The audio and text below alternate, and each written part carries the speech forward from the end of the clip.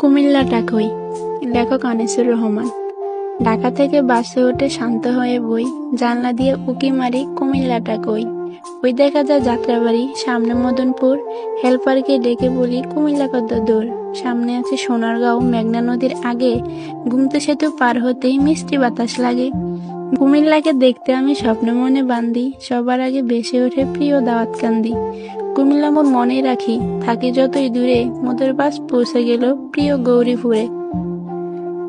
কাছে এসে জোরে জোরে হেল্পার কয় আদাইয়া, এটা হলো ইলিয়টগঞ্জ, সামনে আছে মাদাইয়া।